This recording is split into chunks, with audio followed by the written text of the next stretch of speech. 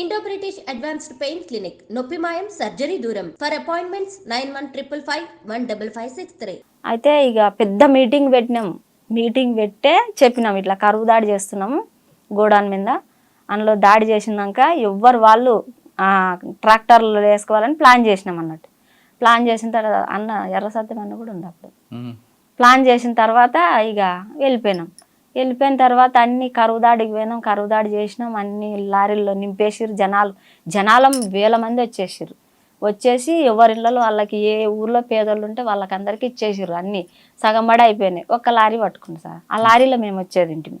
తర్వాత మాకు డౌట్ వచ్చింది, పోలీసు వాళ్ళు వస్తున్నారు ఇట్లా అని చెప్పేసి అనగానే వరుసగా లారీలు వస్తూనే ఉన్నాయి, బియ్యం లారీలు.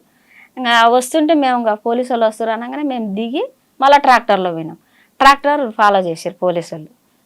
ఫాలో చేసినాక మేము పోతున్నాము. పోయినాక వాళ్ళు ముందు ఉన్నట్టు పోలీసు వాళ్ళు, మాకు తెలియదు. అంటే చీకటి కదా, తెలియకపోయేసరికి రే అని అన్నాడు. అని మా వాళ్ళు అన్నారు. అనగానే ఫైరింగ్ జరిగింది సార్. ఫైరింగ్ జరగంగానే అక్కడ అంతా మొత్తం రాగడి సార్ అంతా. అప్పటికి ఎంతమంది ఉన్నామంటే కొంతమంది వెళ్ళిపోయారు, కొంతమంది 5 మంది ఉన్నాం మేము. 5 మంది ఉన్నాగానే అందులో ఉండిపోయినా నేను ఇంకొక ఆమె అందులోనే ట్రాక్టర్లోనే డౌన్ పొజిషన్లో మేము ఫైర్ చేస్తూనే ఉన్నాం. వాళ్ళకేం తగులుతుంది సార్. ఇక ఫైర్ చేస్తుంటే ఇక వాడు ఏం చేసింది, అందులో ఉన్నారని చెప్పి పోలీసు వాళ్ళు మా మీద ఫైర్ చేశారు. ఫైర్ చేయగానే చిన్నగా జారుకుంటా దుంకేసి ఇక మేము చీకట్లో వెళ్ళిపోయినాము. పోలీసు వాళ్ళు మా అమ్మటే వచ్చిర్రు. చీకట్ అని చెప్పేసి మళ్ళీ వెళ్ళిపోయి మళ్ళీ బ్యాచ్లను తీసుకొని వచ్చారు సార్. మేము దొరకలే, మేము నడకనే. ఇంకా మేము చెప్పులు లేవు, కిట్లు లేవు, ఏం లేవు. ఇంకా 3 రోజులు 4 రోజులు అసలు అన్నమే లేదు మాకు. 4 రోజుల తర్వాత ఒక బాయికాడికి పోయినాం. బాయికాడికి పోతే ఇక మా శేఖర్ అన్నకు ఫిట్స్ వస్తుంది. ఆయనకు ఫిట్స్ వచ్చి కింద పడిపోగానే మమ్మల్ని ఒక కాడి తీసుకుపోయినాం. ఇంకా చెట్లలోకి తీసుకుపోయి ఆయన ఇంకా ట్రీట్మెంట్ చేసిర్రు. ఒక కన్నా చేసినాక మళ్ళీ తీసుకుపోయినాం. అన్నం లేదు కదా, 4 రోజుల నుంచి అన్నం లేదు. ఇంకా తీసుకుపోయినాక ఒక బాయికాడికి పోయినాక, చిన్నక్క నువ్వైతేనే అన్నం పెడతారు, నువ్వైతేనే అన్నం పెడతారు, నువ్వు సపోర్ట్ వేయకుండా అప్పు అని చెప్పేసి చెప్పిండు. ఇంకా నేను ఆటికి పోయిన అక్క వాళ్ళు అందరూ అక్కడ పని చేస్తుంటే డ్రెస్ ఉంది కదా సార్, డ్రెస్ చూస్తే మళ్ళీ గుర్తుపడతారు కదా. లుంగి ఉంటే ఆ లుంగి కప్పుకొని పోయి ఆ గడ్డిలో కూర్చున్నాయి. ఇంకా గడ్డిలో కూర్చున్న ఓ అక్క దాక్క అని పిలిచిన అక్కని. పిలవంగానే వచ్చేసింది అక్క. వచ్చినాక అక్క ఇట్లా మన వాళ్ళు ఉన్నారు అక్క, ఆకలి అవుతుంది అక్క, చాలా రోజులు 3 రోజులు 4 రోజులు అక్క అన్నం లేక అని చెప్పిన. అక్కతో మాట్లాడినాక నువ్వు చిన్నక్క కదా అని అన్నది. అవును అక్క, నేను చిన్నక్కనే అక్క అని చెప్పేసి ఇంకా అప్పుడు అక్కతో మాట్లాడినాక ఈ పోయి అన్నం వండుకొని వచ్చినాక తిని ఇంకా నైట్ మళ్ళీ వాళ్ళదే ట్రాక్టర్ తీసుకొని ట్రాక్టర్లో వెళ్ళిపోయినాం సార్. చిత్రావతికి వెళ్ళిపోయినాం. ఇంకా చిత్రావతి మొత్తం అవన్నీ ఇంకా అడవి ప్రాంతం అదంతా. ఇంకా ఆటికి పోయినాక ఇక ఒకరొకరు అందరూ ఇక కాళ్ళు ఒక్కొక్కటి ఇంతలా వాసినాయి, ఇట్లా ముళ్ళులన్నీ ఇరిగి అన్నీ ఈ వాసినాక ఇక నడవలేకపోతుంటే అమరుడు ఒక ఆయన ప్రవీణ్ అని ఉండే సార్, పిచ్చిరెడ్డి కొట్టాల ప్రవీణ్ అన్న ఏం చేసిండు, ఈ భుజం మీద ఎత్తుకుండు నన్ను. ఇంకా ఆయన పెద్ద హైట్ ఉంటాడు బాగా. నడుస్తలేను ఇంకా కాళ్ళు ఇంతలా వాసినాయి. అన్న ఎత్తుకుండు నన్ను. ఇంకా ఎత్తుకొని సగం దాకా పోయింది. ఇంకా పోయి ఇంకా ఆడ వదిలిపెట్టంగానే ఇంకా అంత లోపల ఇక రాష్ట్ర కమిటీ వాళ్ళు వీళ్ళందరూ వచ్చేసారు. ఇంకా కొంచెం లోపలికి గూనిపల్లి లోపలికి చెరువు ఉంటుంది సార్, ఆ చెరువు కాటుకు వచ్చేసారు. ఇంకా ఎంఆర్ అన్న అని చెప్పేసి ఎన్కౌంటర్ అండి అన్న కూడా రాష్ట్ర కమిటీ ఆయన అందరూ 5-6 మంది వచ్చేసి, అంటే రివ్యూ చేయాలి కదా ఇదంతా, రివ్యూ కోసం వచ్చేసారు. ఇంకా అట్నే సమావేశాలు అవుతాయి వాళ్ళు. ఇంకా అటుకి వెళ్ళిపోయినాను. ఇంకా వెళ్ళిపోయినాక ఊగా పాటే పాడిపించుకునేది.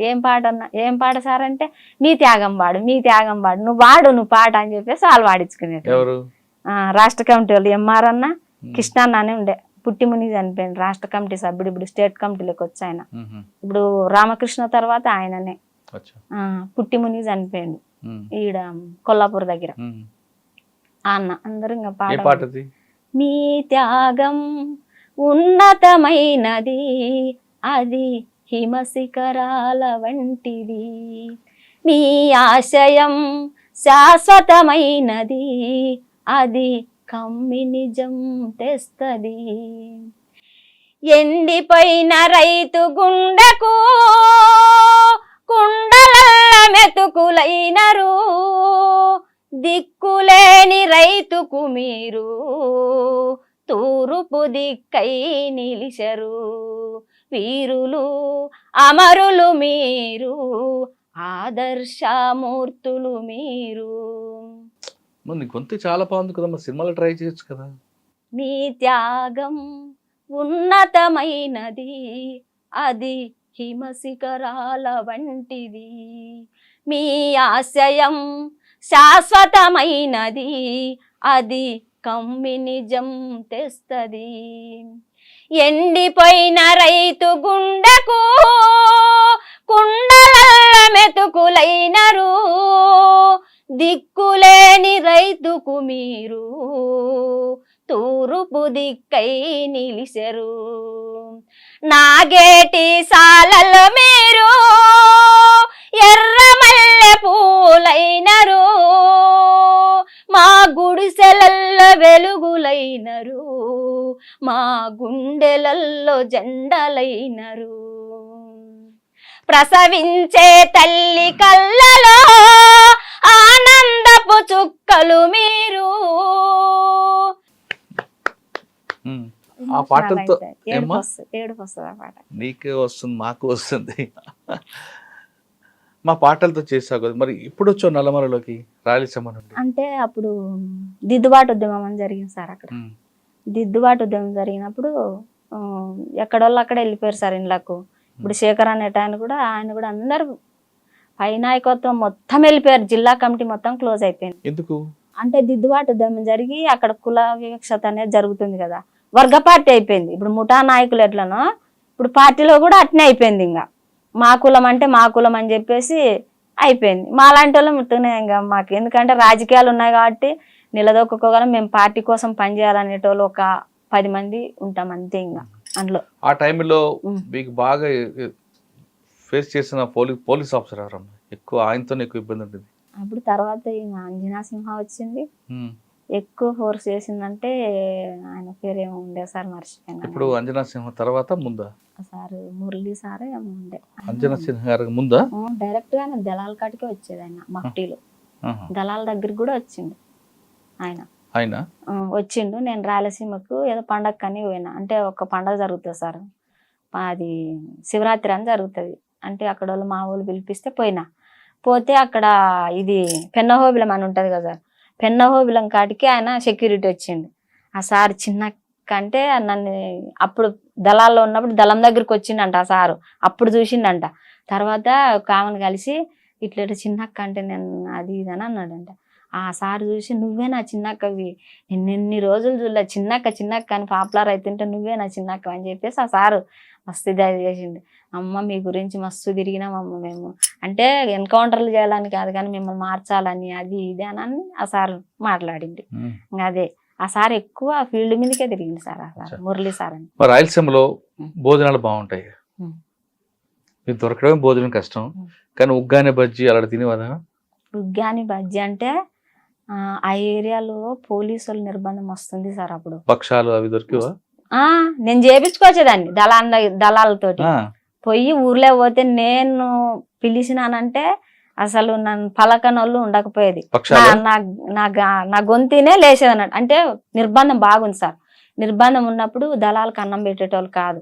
నేనేం చేసేది అనుకున్నావు, లంగా జాకెట్ అట్లా వేసుకునేది, పిచ్చి పిచ్చిగా చేనుల బట్టి అడ్డం పోయేది. ఏ ఊరికి పోవాలని మా కమాండర్ ఏ ఊరికి పోమని చెప్తాడు ఆ ఊరికి పోయేది. భక్షాలు చేపించేది, ముద్ద చేపించేది, చికెన్ చేపించేది, అన్ని చేపించి నేను పోయి తలుపు తట్టంగానే చిన్నక్క వచ్చింది అని చెప్పేసి తీసేటోళ్ళు.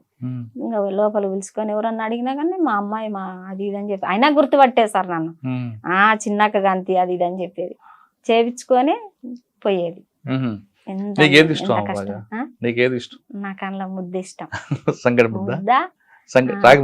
రాగి ముద్ద, అది నాటుకోడి. భక్షాలు కూడా ఇష్టం. అన్ని చేయించేటోళ్ళు జనాలు. సరే, దిద్దుబాటు చర్యలు భాగంగా యుద్ధం అయిన తర్వాత నల్లమలకు పంపించారా మీకు?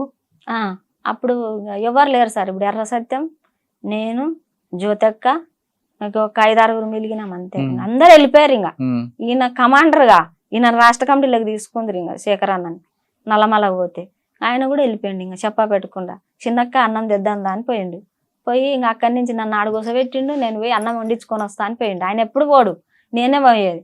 ఈ ఆడ కూర్చోబెట్టిండే నేను ఇంకా వస్తాడు నేను చూస్తున్నా. ఇంకా పార్టీ వాళ్ళకి అర్థమైపోయి దళం నుంచి ఇంకొకరు వచ్చి ఆయన ఎప్పుడో వెళ్ళిపోయిండు దారి అని చెప్పేసి వెళ్ళిపోయినాం. నల్లమల తీసుకొచ్చారా మీకు? ఫస్ట్ చిత్తూరుకి తీసుకుపోయారు. చిత్తూరుకి తీసుకుపోయినాక ఈమెని ఇట్లా సౌత్ జైనం అని ఉండే సార్. అప్పుడు 2 దళాలు ఉండే, సౌత్ జైనం అని 2 దళాలు తిరిగేది అప్పుడు. ఇంకా ఆ దళంలోకి నన్ను సబిరాలుగా తీసుకోరు.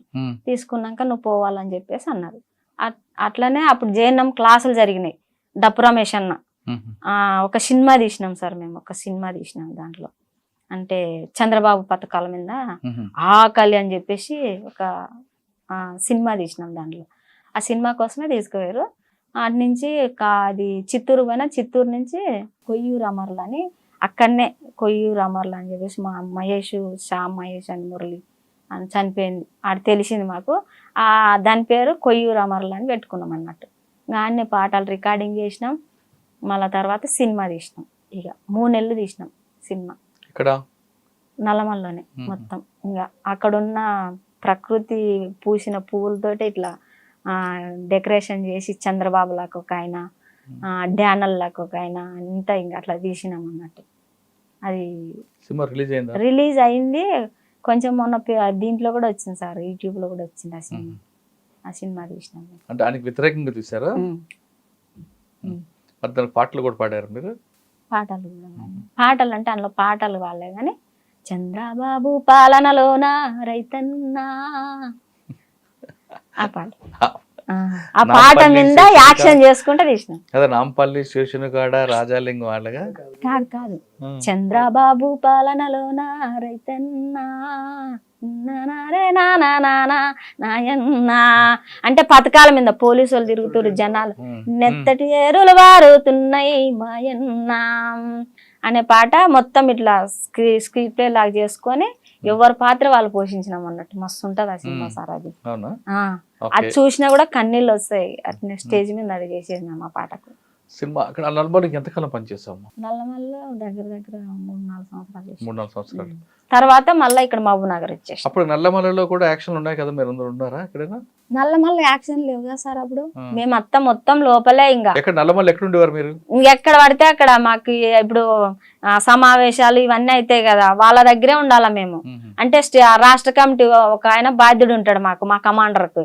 వాళ్ళు ఎక్కడ చెప్తే అక్కడ పోవాలన్నట్టు మేము ప్రోగ్రామ్. అడవిలో మీరు పాటలు రిహార్సల్ చేస్తున్నప్పుడు మీ సౌండ్ బయటకు వస్తుంది కదా? ఏం రాదు సార్, సౌండ్ వస్తుంది మొత్తం, పైకి పోదు. లోయలు పెద్ద పెద్ద లోయలు, కొన్ని కిలోమీటర్ల కిందికి ఉంటది లోయ. ఆ లోయలో నుంచి ఒక నీళ్ళు వస్తుంటాయి.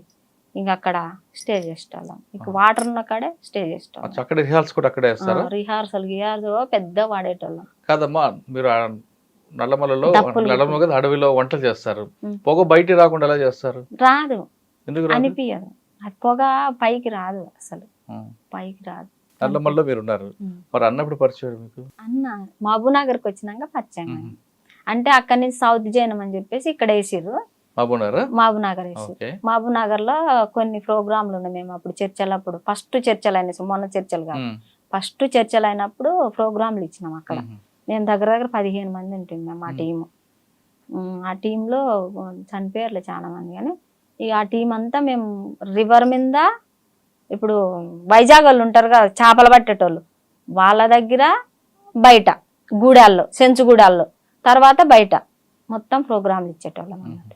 ప్రోగ్రాంలు ఇచ్చినా మేము ఏదో ఒక రాష్ట్ర కమిటీ బాధ్యుడు ఆయన కాడనే ఉండాలి. మేము ఈయన బాధ్యుడు ఉండే అప్పుడు మాకు ఈ సారు.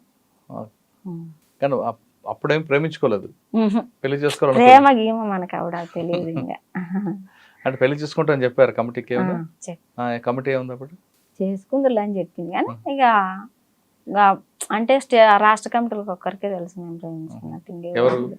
రాష్ట్ర కమిటీ వాళ్ళకి ఒక్కరికే తెలుసు ప్రేమించుకుంటున్నాం అంటే, పెళ్లి చేసుకుంటారు అనే విషయం తెలుసు. ప్రేమ దోమ వాళ్ళే ఉండేదే, మాకేమన్నా ఉండకపోయేది. మేము ఒక కాడికి పోయేది, వీళ్ళు ఒక కాడికి పోయేది. ఈయనకి ఎక్కువ బయటకే. కానీ పాటలకి ఎక్కువ ఇష్టపడ్డారు కదా ఆయన?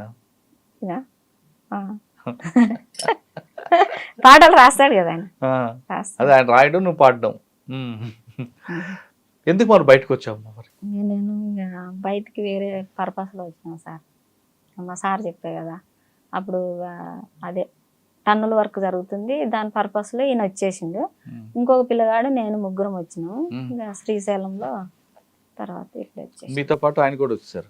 అదే కర్నూలులో అదృశ్యం అయ్యావు, నల్గొండలో ప్రత్యక్షం అయ్యావు, అంతేనా? సజ్జనగర్ ముందు